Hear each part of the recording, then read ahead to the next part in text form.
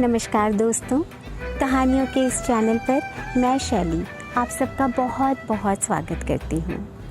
दोस्तों, इंसान के जीवन में जवानी आए और अपने साथ पहली मोहब्बत की खुशबू, आँखों में चांद सितारों की रंगीन रोशनी, कानों में गिटार, वायलिन और शहनाई का मधुर संगीत लेकर आए।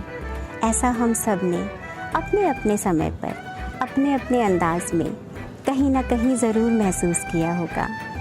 लेकिन हमारी आज की कहानी के नायक शहज़ादे सलीम की पहली मोहब्बत ने आखिरकार क्या रंग दिखाया।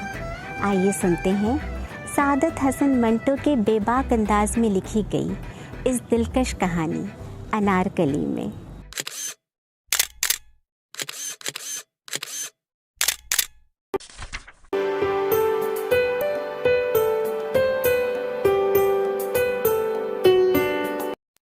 नाम उसका सलीम था, मगर उसके यार दोस्त उसे शहज़ादा सलीम कहते थे। गालिबन इसलिए कि उसके खदोखाल मुगलई थे, खूबसूरत था, चाल ढाल से रौनक टपकती थी। उसका बाप PWD के दफ्तर में मुलाजिम था। तनख्वाह ज़्यादा से ज़्यादा 100 रुपये होगी, मगर बड़े ठाठ से रहता। जाहिर है कि रिश्वत खाता था। यही वजह है कि सलीम अच्छे से अच्छा कपड़ा पहनता, जेब खर्च भी उसको काफ़ी मिलता, इसलिए कि वो अपने वालिद का इकलौता लड़का था। जब कॉलेज में था तो कई लड़कियां उस पर जान छिड़कती थीं, मगर वो बेइतनाई बरतता। आखिर उसकी आँख एक शोखो शुंग लड़की जिसका नाम सीमा था लड़ गई। सलीम ने उससे राहो रस्म पैदा करना चाहा।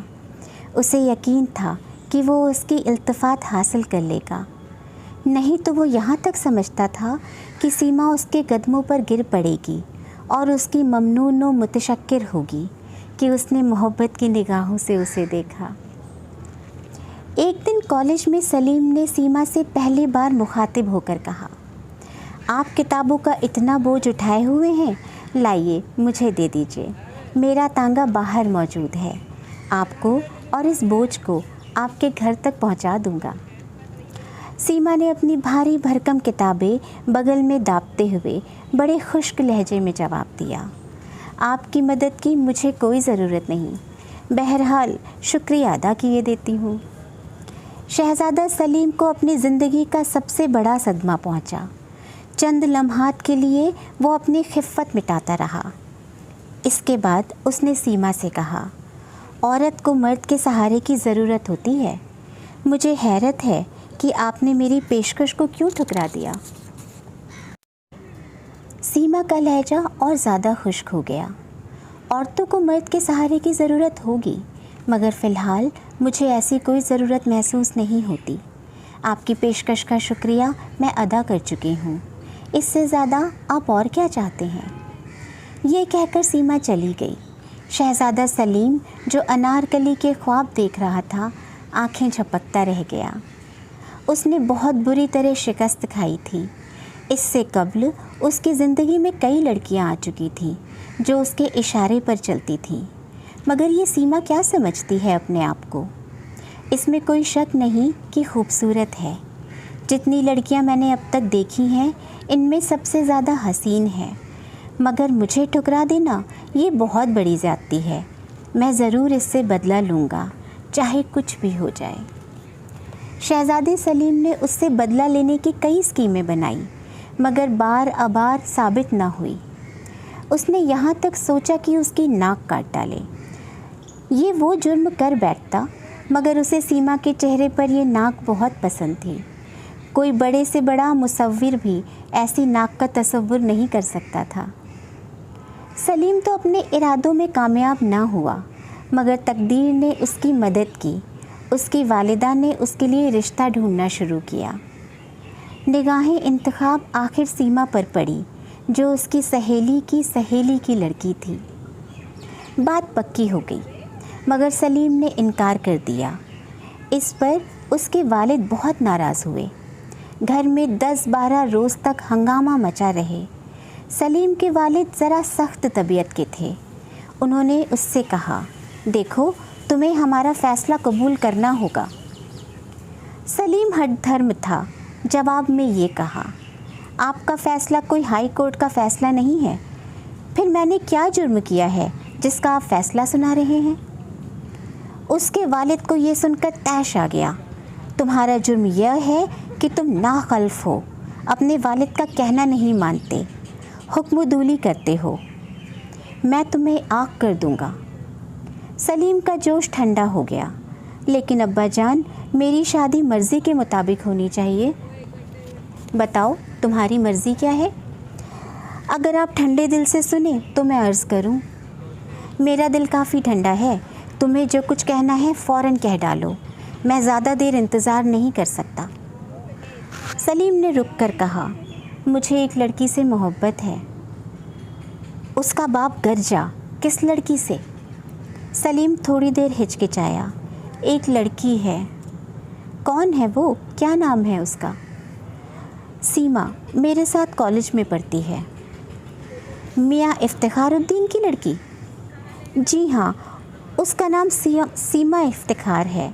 मेरा ख़्याल है वही है। उसके वालिद बेतहाशा हंसने लगे। ख़याल के बच्चे, तुम्हारी शादी उसी लड़की से करार पाई है। क्या वे तुम्हें पसंद करती है? सलीम बौखला सा गया। ये सिलसिला कैसे हो गया?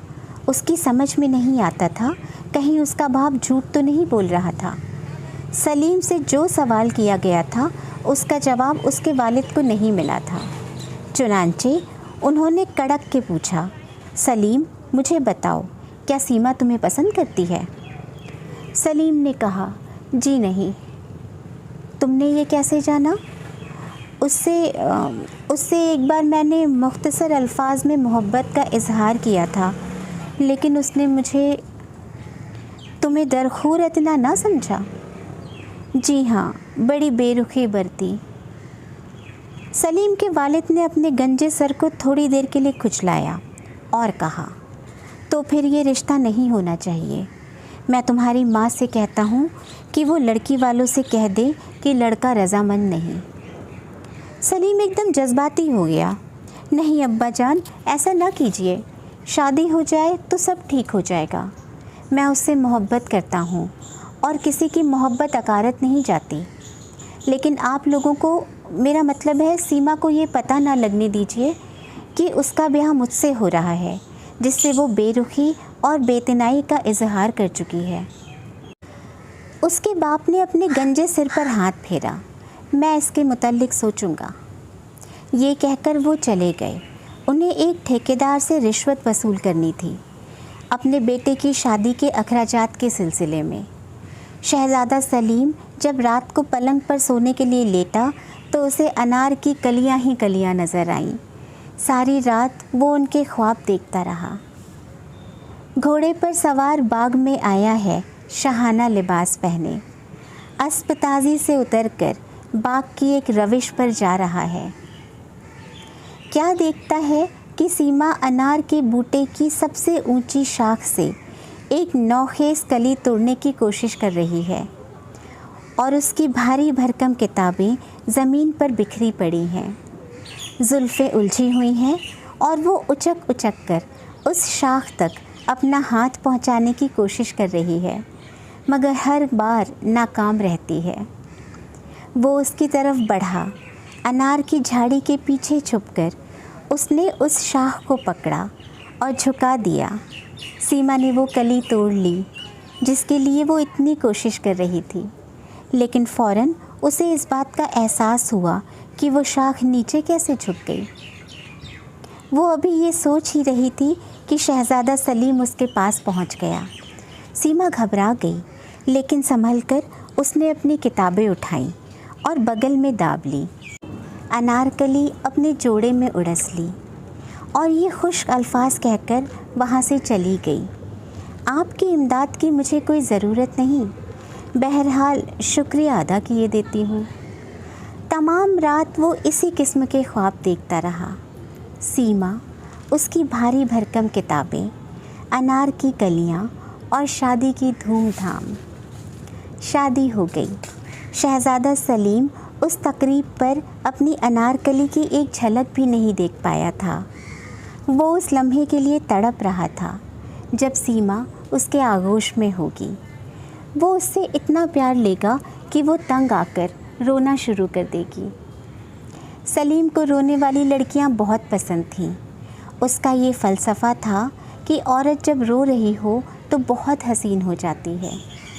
उसके आंसू शबनम के कतरों के मानिंद होते हैं, जो मर्द के जज्बात के फूलों पर टपकते हैं, जिनसे उसे ऐसी राहत, ऐसी फहरत मिलती है जो और किसी वक्त नसीब नहीं हो सकती। रात के 10 बजे दुल्हन को हुजले उरूसी में दाखिल कर दिया गया। सलीम को भी इजाज़त मिल गई कि वो उस कमरे में जा सकता है। लड़कियों की छेड़छाड़ और रस्म व रसूम सब खत्म हो गई थी। वो कमरे के अंदर दाखिल हुआ। फूलों से सजी हुई मसहरी पर दुल्हन घूंघट काढ़े रेशम की गठरी सी बनी बैठी थी। शहज़ादे सलीम ने ख़ास एहतमाम कर लिया था कि फूल अनार की कलियां हों। वो धड़कते हुए दिल के साथ मसहरी की तरफ बढ़ा और दुल्हन के पास बैठ गया। काफ़ी देर तक वो अपनी बीवी से कोई बात ना कर सका। उसको ऐसा महसूस होता था कि उसकी बगल में किताबें होंगी जिनको वो उठाने नहीं देगी। आखिर उसने बड़ी जुर्रत से काम लिया और उससे कहा, सीमा। ये नाम लेते ही उसकी ज़ुबान खुश्क हो गई, लेकिन उसने फिर जुर्रत फराहम की और अपनी दुल्हन के चेहरे से घूंघट उठाया और भौचक्का रह गया। ये सीमा नहीं थी, कोई और ही लड़की थी। अनार की सारी कलियां उसको ऐसा महसूस हुई कि मुरझा गई हों।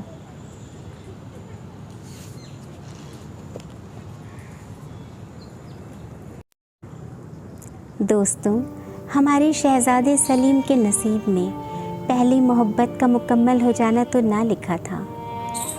फिर उसने अपने नन्हे मासूम धड़कते दिल को जाने कैसे कैसे संभाला, ये तो बस वो ही जाने। शायद वैसे ही जैसे अपनी ना हासिल मोहब्बत की कसक को अपने दिल में रखकर हम अपनी खूबसूरत ज़िंदगी को और भी ज़्यादा खूबसूरत और सफल बनाने की कोशिश में अपनी पूरी ज़िंदगी बिता देते हैं। इसी बेहद खूबसूरत कहानी के साथ आज चलती हूँ, फिर मिलूँगी। तब तक अपना और अपनों का बहुत सा ख्याल रखें। अब तक ना किया हो तो चैनल को सब्सक्राइब ज़रूर करें। पसंद आए तो कहानी को लाइक एंड शेयर करें। अपने विचार और सुझाव हमें कमेंट बॉक्स में लिखकर ज़रूर बताएं। स्वस्थ, सुरक्षित और प्रसन्न रहें। नमस्कार।